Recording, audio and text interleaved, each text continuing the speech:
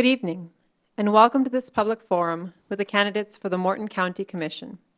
My name is Catherine Sprinzanatic with the League of Women Voters, and I will be your moderator this evening. This candidate forum has been organized by the League of Women Voters of Bismarck-Mandan and Dakota Media Access. The League of Women Voters is a nonpartisan organization that promotes the informed participation of all citizens in their government. The League does not endorse or oppose candidates or political parties. There are 3 candidates running for election for 2 open seats on the Morton County Commission, and all 3 candidates have joined us here tonight. They are Jim Boehm, Andy Zachmeyer, and Jackie Buckley. The audience here tonight on October 3rd is invited to submit questions on the index cards provided, and viewers and listeners may phone or text in questions for the candidates. The number to call is 701-667-3237, or text the code LWV 18527 to the number 22333. This is intended to be a respectful exchange of ideas. Our purpose this evening is to provide voters with information about the candidates and their positions on the issues that affect the people of Morton County. Now let's meet our candidates. You will each have 1 minute to tell us why you are seeking election to the Morton County Commission. We will begin first with Mr. Boehm. Thank you. And thank you, League of Women Voters, for inviting us. I started my public service at the school board for 12 years. Then I was in the legislature for 12 years till the redistricting. I lost my district. Basically, I got shifted to Hazen. And then I ran for the county commission, which I have been ever since. I enjoy working for the people of Morton County. They've been very good. We have very good employees. We try to be very fair. You know, sometimes we can't always do what everybody wants, but we try and we listen to the people and to the public and employees. So the reason I'm running is basically because I like people. I like to work with people. I listen to their concerns. Thank you. Thank you, Mr. Boehm. Mr. Zachmeyer? Thank you, Catherine. Thank you all for being here tonight. Thank you to everyone who is joining us at home. I am inspired by all of you who take the time from your busy lives to engage in this process. Morton County has so much to be proud of. Our county is a leader in energy development, which is an enormous achievement. We are a leader in agriculture for our state and for our country. Our rural communities have remained strong or have grown. Our schools are excellent. Our county has pulled together to overcome such huge challenges, such as the 2011 flooding and the horrible protests that affected all of us. One of my favorite quotes is from Theodore Roosevelt's Man in the Arena speech, where he states, "Someone who strives valiantly, who spends himself in a worthy cause." In this election, we'll be choosing county commissioners to represent all of us and who will see to the greater common good. We need to choose someone who will strive valiantly and who will spend themselves in a worthy cause. It is important to elect someone who will promote Morton County and defend county interests. Thank you. Thank you, Mr. Zachmeyer. Ms. Buckley? Good evening, everybody. I'm Jackie Buckley. I was the Morton County Extension Agent for 26 years. My family and us moved to Morton County in 1990, and I've enjoyed working for Morton County, and so I want to serve the county in another way as a public servant. I enjoy working with people, and as I retired, I found that I really missed seeing people and working with people every day. I'm currently working at Bismarck State College with students. I teach one class on Fridays, and I really enjoy that part of my career, my retired career as well. I enjoy working with people and working with county government. I've been a member of many boards and commissions as an extension agent, so I'm very familiar with how a meeting is run and how to run a meeting. And so I would appreciate any votes that I may get. Thank you. And now we'll move on to the questions developed by the members of the League of Women Voters, our in-house audience, and viewers at home. For our audience to submit a question, please use the index cards provided. Viewers may submit questions tonight, October 3rd, by telephone at 701-667-3237 or by texting the code LWV 18527 to the number 22333. Candidates have not been given questions in advance, and each candidate will have 60 seconds to respond to each question. Please comply with our time restrictions so we can get to as many questions as possible tonight. Our timer will let you know when you are down to 30 seconds, then 10 seconds, and then stop. The first question this evening will go first to Mr. Zachmeyer. How should the cost of flood protection measures be divided between new developers and county taxpayers? Well, right now, the biggest infrastructure needs of Morton County is the Hart River Dike system that protects the city of Mandan. That's under the jurisdiction of the Lower Hart Water Board, which is an arm of the county. The best way to fund it is hopefully through legislation of the state legislature, because this is going to be a $35 million project. And it's more than just the subdivisions or who has the subdivisions, it's to the whole city and to its business district. Now, some of the state legislatures, including the ones that represent Mandan and the District of South Mandan, have made arrangements through the state legislature to get some grants. But they still have to come up with the matching funds, which could be hard as a special assessment because there's no other options.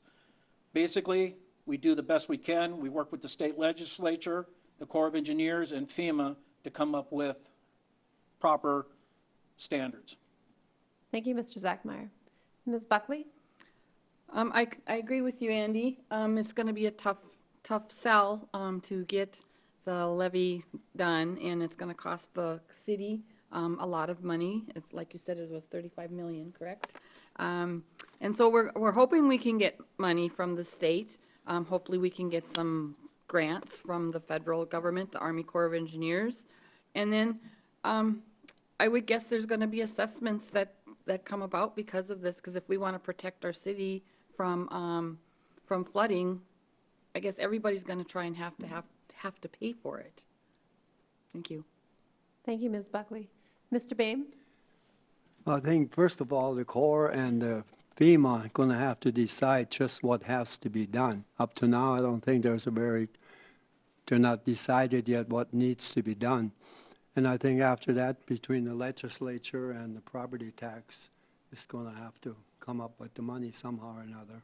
Hopefully not more gets done than needs to be done, because government sometimes goes overboard, especially at the federal level. Thank you. Thank you, Mr. Boehm. This next question will go first to Ms. Buckley. What are your thoughts on Custer Health's participation in the needle exchange program? I was at the commission meeting when this was discussed, and I think it's maybe what we call unnecessary evil. Hopefully we can keep people safe by doing this, by doing the needle exchange. I don't like to promote, I don't think it's promoting drug use. I think it's just trying to get the dirty needles off the streets and protect people from those problems that have, but the problem is having to pay for it. And what is done with those needles after they get it. And we had a health coalition meeting 2 days ago that I was participating in, and it was talked about there as well. Thank you, Ms. Buckley. Mr. Boehm? I'm totally against the needle exchange program because I don't feel that giving the people, the drug users, more needles is going to stop them from using it. I think it's just going to promote more use, and I just think it's totally unnecessary. I'm totally against it. Thank you, Mr. Boehm. Mr. Zachmeyer? I am totally against this program. In fact, I find the program totally repulsive. The main thing that concerns me about this is this program was instituted without notifying the county commission or the city commission that there was even being considered. The other part that bothers me about it was a $16,000 to $20,000 expenditure which wasn't disclosed when they asked for their budget hearing. I did some state checking, did some open records requests. According to that, they only had $2,000 to fund it, which meant the taxpayers had to pay for it. Not to mention is that they opened up the program to counties outside of the Custer District Health. So why should Custer District Health taxpayers pay for a program to benefit the state that the state, by century code, does not want to fund themselves? It also bothers me that diabetic things and cancer programs were cut, yet this program continues. I find it unfair. Thank you, Mr. Zachmeyer. This next question will go first to Mr. Boehm. Morton County currently requires any platted property to reserve a 40-foot public utility right-of-way along a roadway, regardless of the existing number or alignment of utility easements on the property. Some county residents feel this is a taking of personal property rights without just compensation. What is your position on the automatic platting and public utility easements, and why? Well, first of all, I don't think we need any more than the 40 feet, and 40 feet has been in question.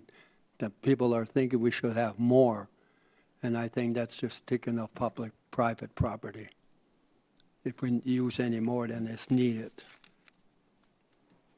Thank you, Mr. Boehm. Mr. Zachmeyer? Right now, I have no problem with the 40-foot utility easement. At one time, Morton County had an unreasonable number of approximately 150 feet. Several property owners and developers came to county commission meeting and to planning and zoning with what other state regulations were. It showed that ours were out of line. We lowered it to 40 feet for residential. I believe it's 20 feet for industrial commercial. Right-of-ways and easements is what opens up other land to development. To get proper utilities or easement or right-of-way or roads to one property is fine, but some of those property owners feel that as long as the neighbors have given it up, they shouldn't have to, and that they should be paid and get something for free. I am okay with easements and right-of-ways because without that, you cannot open up other land to development. Thank you, Mr. Zachmeyer. Ms. Buckley? I currently serve as the chair of the Morton County Zoning Board, and I am okay as well with the 40-foot easement.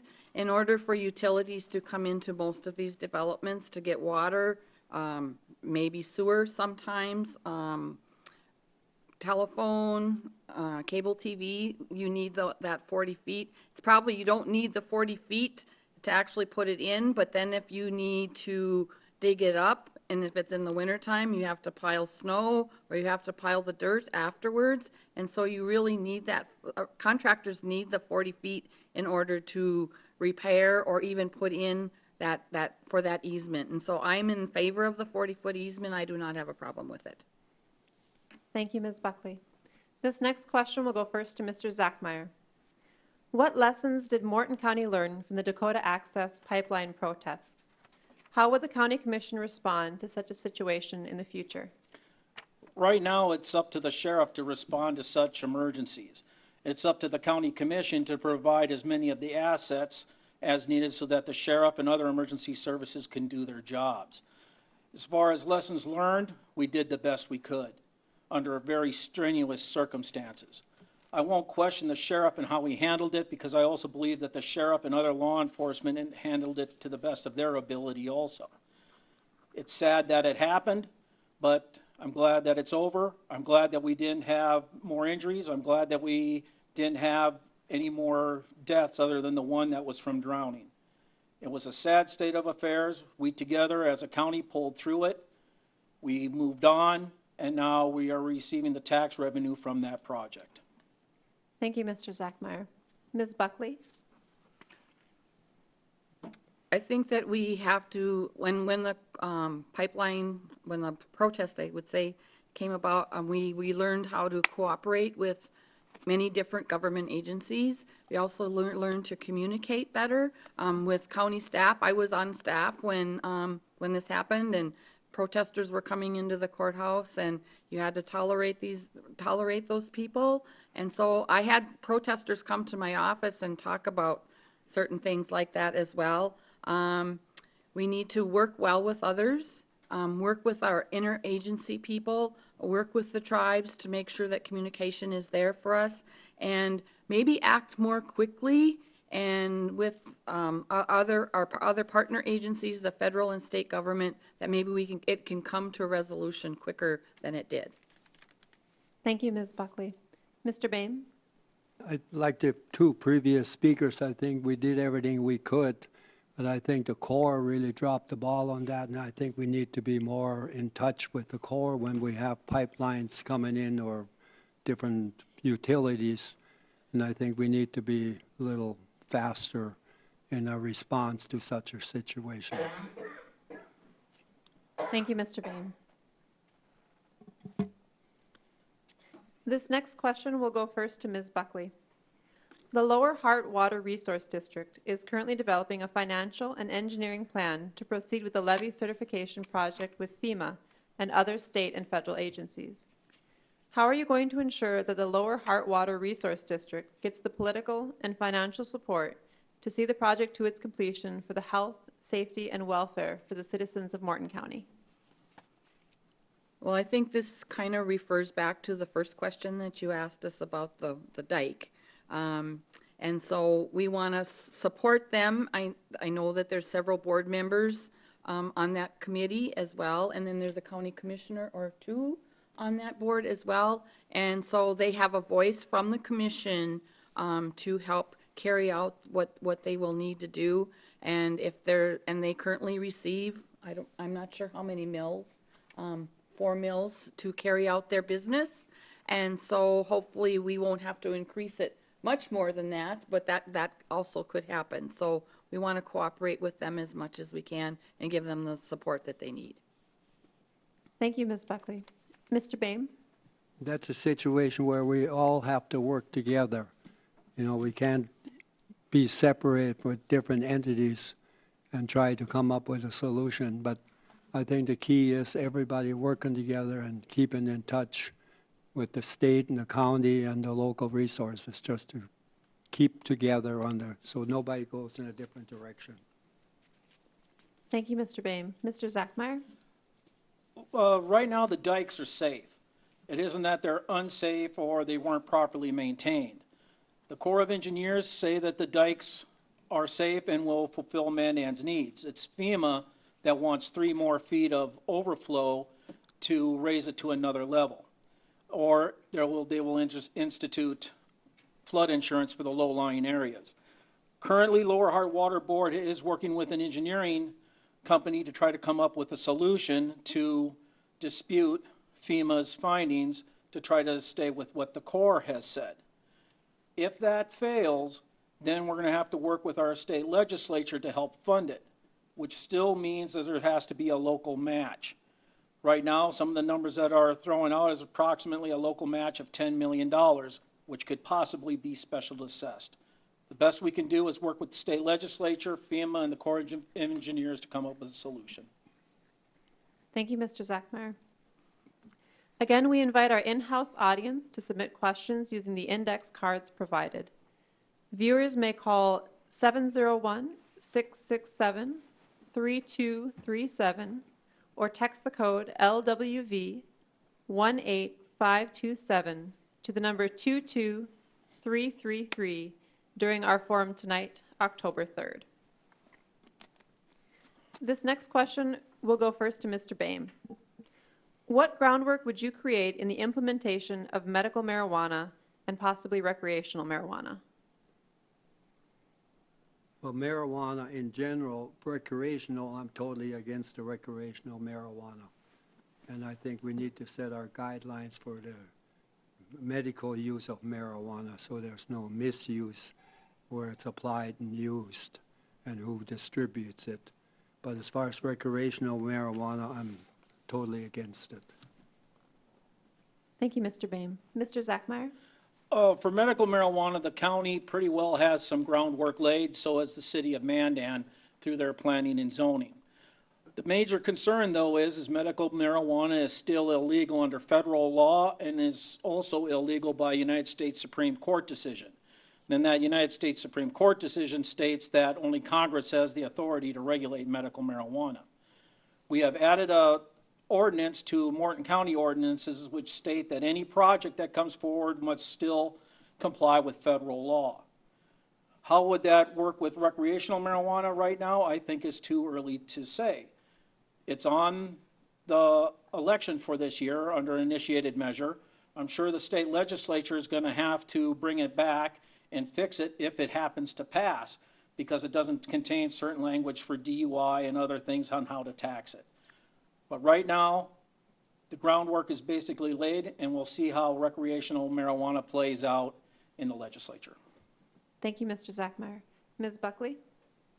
Yes, Andy, we also, last week at the zoning board, we discussed the marijuana issue at our zoning board, and we passed an ordinance saying that if it's against federal regulations, that it cannot be instituted, or people cannot bring a zoning regulation or a request to Morton County to have marijuana used.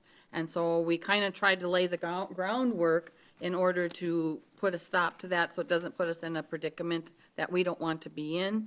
I feel bad that the state has not gotten the medical marijuana going as soon as it probably should have. It took so long, and I question whether we really need the recreational marijuana. I've been in Colorado and I've seen a car drive beside me and they're smoking marijuana. I guess it's not something that I approve of personally, and so I hope that the medical thing gets straightened out very soon. Thank you, Ms. Buckley. This next question will go first to Mr. Zachmeyer. What do you anticipate for rural business development in Morton County for the next 4 years? Right now, Morton County works with Bismarck-Mandan Development Association to be our job development leader. We also work with Lewis and Clark Foundation, who also provides certain grants for business development. Where a business goes within the next 4 years is somewhat hard to determine.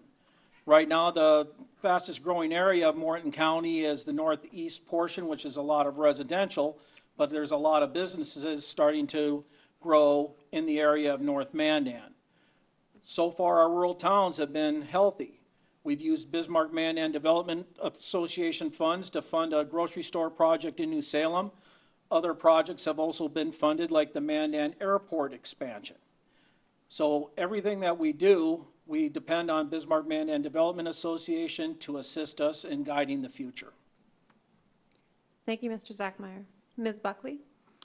Yes, we have used BMDA money for the grocery store in New Salem, Talbot's Market. We also used BMDA funds to help the Morton County Fair Board to put camping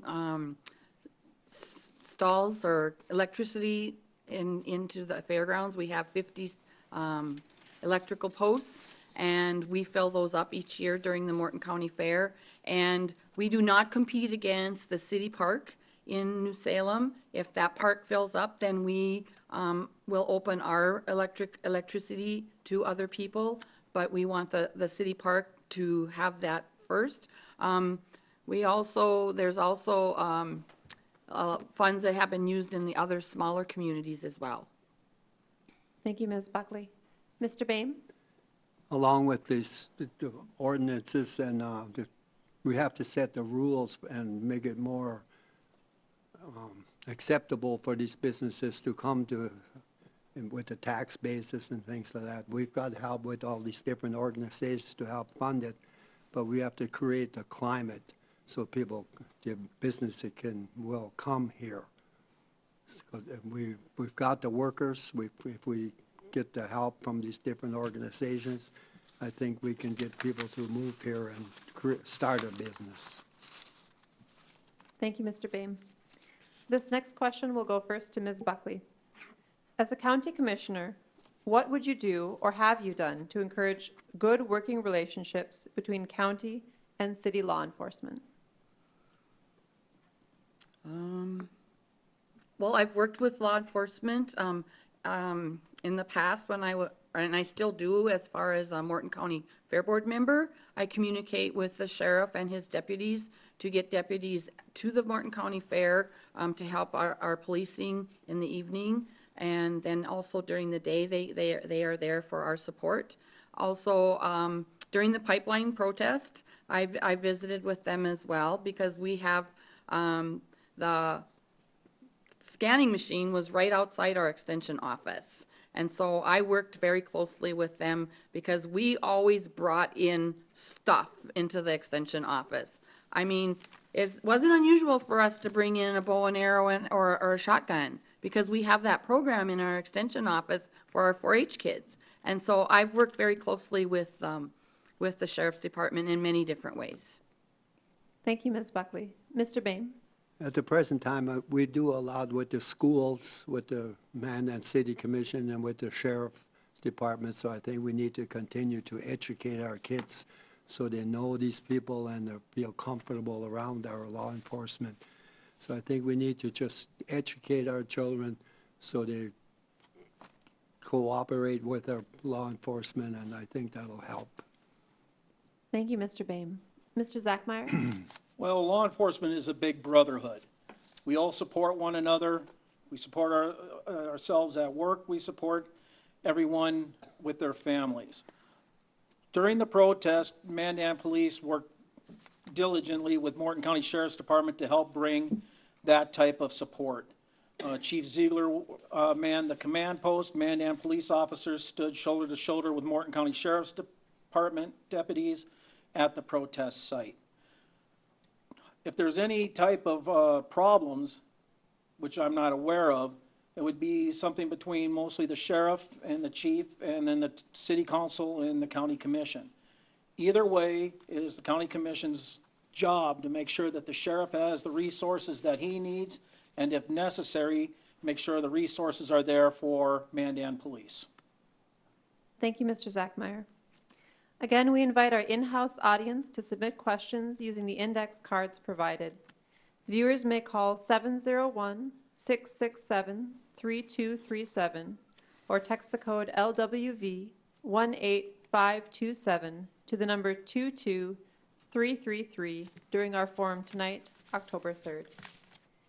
This next question will go to Mr. Boehm. More than 70% of Morton County's population lives within Mandan city limits.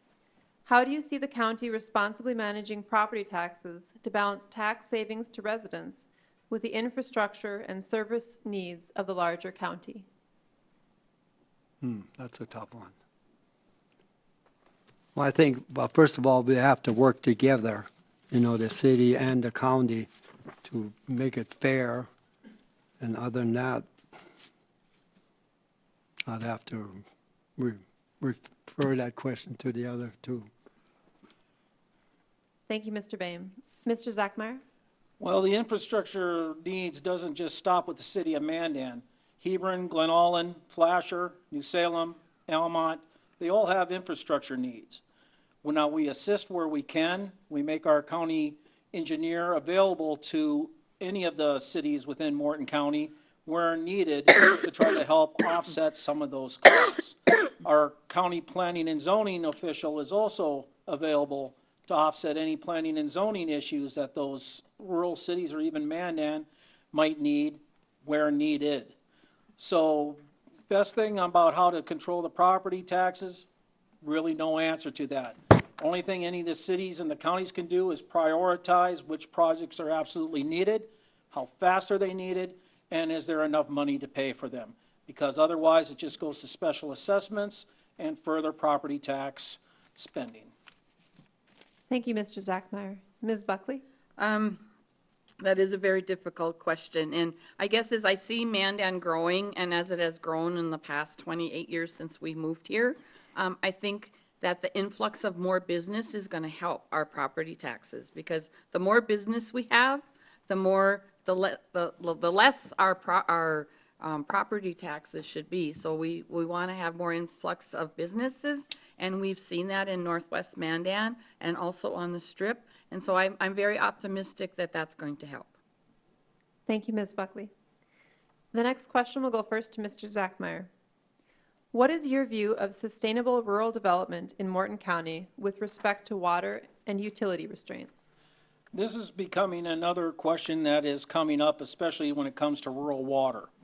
As of this time, through planning and zoning, from what I understand, the rural electric cooperatives have the infrastructure needed as these subdivisions come in. So far, any of the subdivisions that have come in have not had any problem having the appropriate electrical service. Rural water, on the other hand, is stretched to its limits. We had a subdivision that came in that was well planned out, but it's doubtful that rural water can properly supply it. Without rural water, subdivisions don't sell. And if they do sell, they sell at a reduced rate, which then doesn't affects property values, property taxes, and you don't get the income from them, yet you have to provide services. It is in the county's best interest to try to direct development where there is the appropriate utilities and roads. Thank you, Mr. Zachmeyer. Ms. Buckley? Yes, by serving on the zoning board, recently we had 2 subdivisions come to us, and they have been informed that water will not be available to those 2 subdivisions unless the developers would like to put in their own water. One of them is considering that, is drilling their own wells on each lot, and that expense will go to whoever buys the lot. And so that's another solution. And right now, yes, our Missouri West Water is to the max as far as water development in Morton County, especially up in the northeast part of the county. Thank you, Ms. Buckley. Mr. Boehm? The first thing we have to do is keep the new development closer to town. The further out we get, we got more problems with water, electrical supply, and law enforcement and all those things. So we need to keep them closer to the cities so we can provide the services. Because the further out you get, the higher the costs are and harder to supply the services to those areas. So let's keep them close. Thank you. Thank you, Mr. Boehm. This next question will go first to Ms. Buckley. Are there opportunities to improve relationships between the political subdivisions? Please be specific. I guess I think, yes, there are opportunities, but to come up with a specific example. I guess maybe even meeting with the city commission every once in a while, once a quarter, to determine what the problems are. Has there been some strategic planning been done between the Morton County and the city? Also, we also need to remember to include our rural communities as well in this, because they're a part of us too, and we can't forget them. Thank you, Ms. Buckley. Mr. Boehm? I think, like Jackie said, we have to work together. Maybe we should have some members on either board so we can cooperate more closely. Because we have to get along and get together. We can't fight each other, then nothing gets done. So let's cooperate and get some people on each other's boards, at least once in a while, for certain meetings. Thank you. Thank you, Mr. Boehm. Mr. Zachmeyer? Right now, Morton County has several boards where there's members of city government and also county government that participate in them. Some of those examples would be County Planning and Zoning, Mandan City Planning and Zoning, Hebron Planning and Zoning, Rural Water, Morton County Water Board. There's plenty of places where we cooperate with the various jurisdictions within the county. It can always be better, but we always work at it, and so far things have been going fairly well. Where I have concerns is any type of joint agreement with Burleigh County, because Burleigh County has ended every single agreement with Morton County other than the jail. Now, the jail was voted on by the public, and Morton County has ownership interest in it. But right now, the state wants to combine our social services in with Burleigh County, and I got worriness on that, because if that happens, will Morton County cases be properly attended to? Thank you, Mr. Zachmeyer.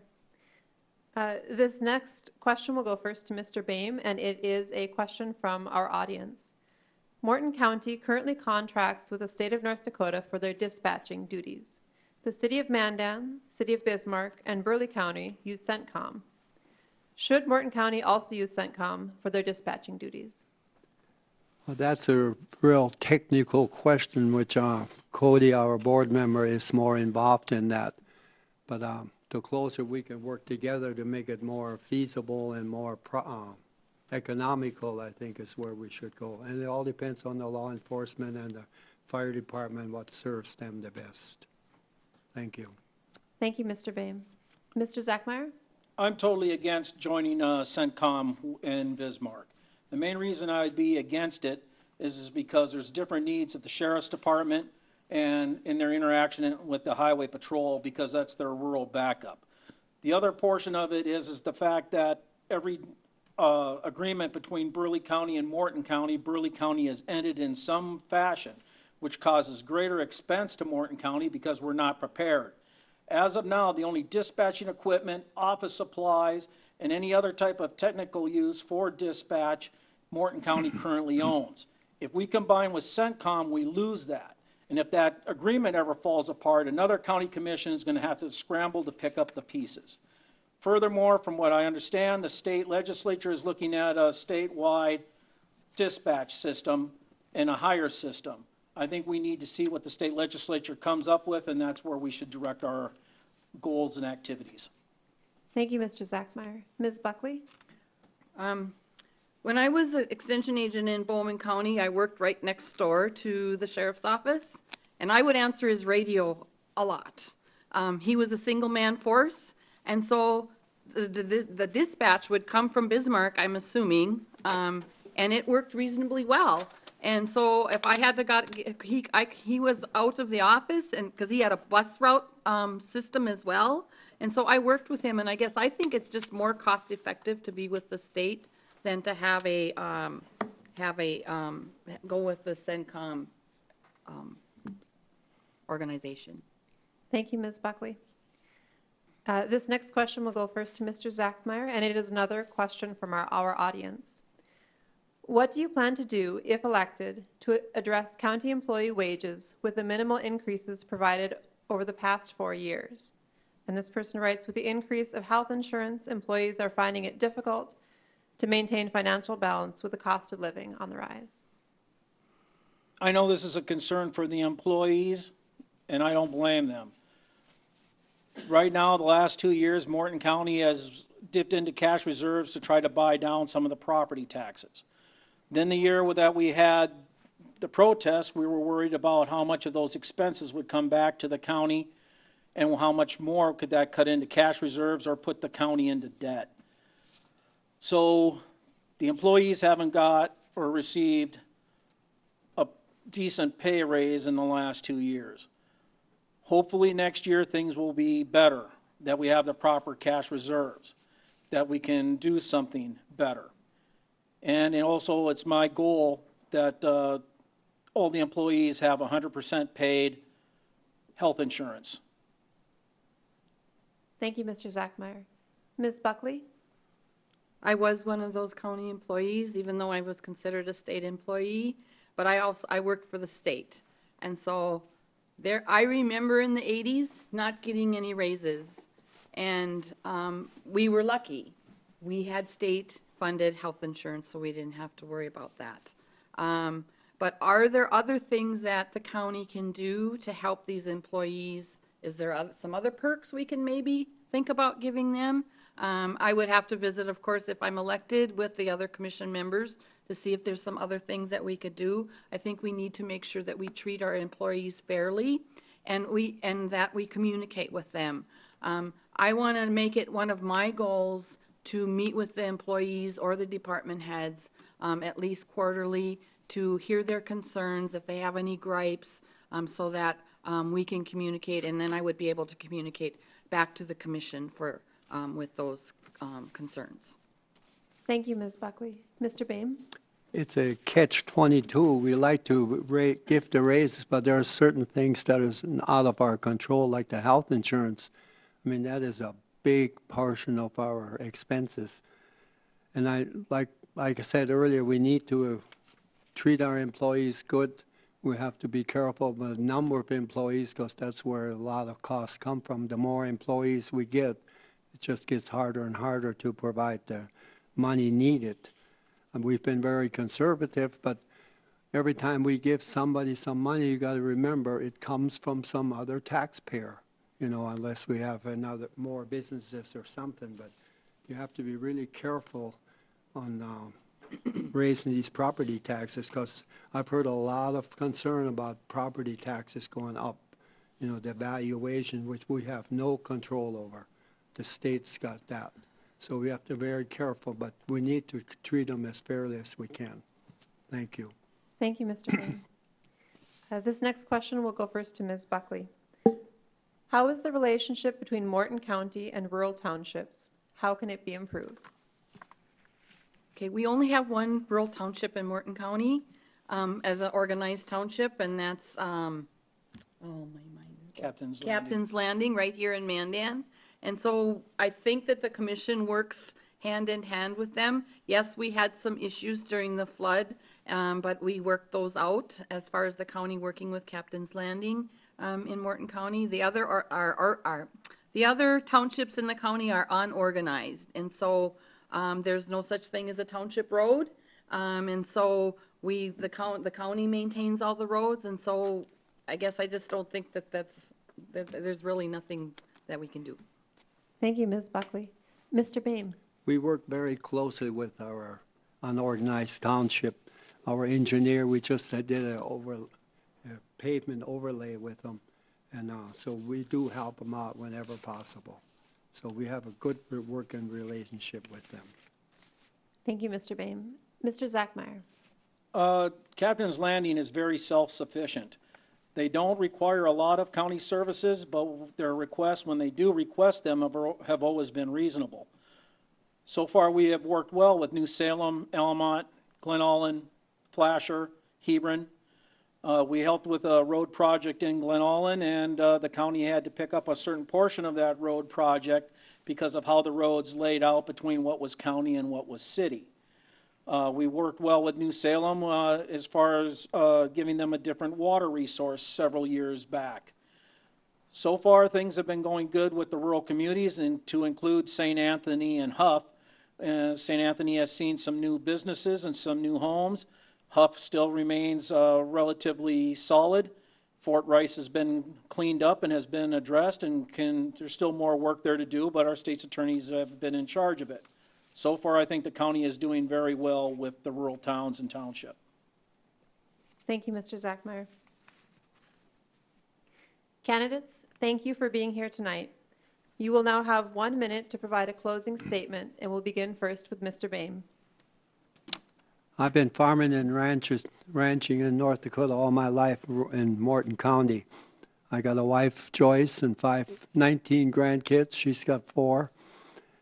And 12 years ago, one of the best things I did was when I met with Andy Sackmeyer at his house, and he asked me if he should run. And I encouraged him to run, and he's been a super board member ever since. So I think that's one of the best things I ever did. We're a very conservative county. We keep our mills low, and so we try to treat everybody as fair as we can. So we need to just continue that relationship with the employees. And I'm glad I'm Morton County Commissioner. I would like to continue to serve. Thank you, Mr. Bain. Mr. Zachmeyer. Well, thank you, Catherine. Thank you, League of Voters and Community Access Television, for this chance to speak with you tonight. Tonight's meeting was more than just a candidates forum or a debate, or even about an election.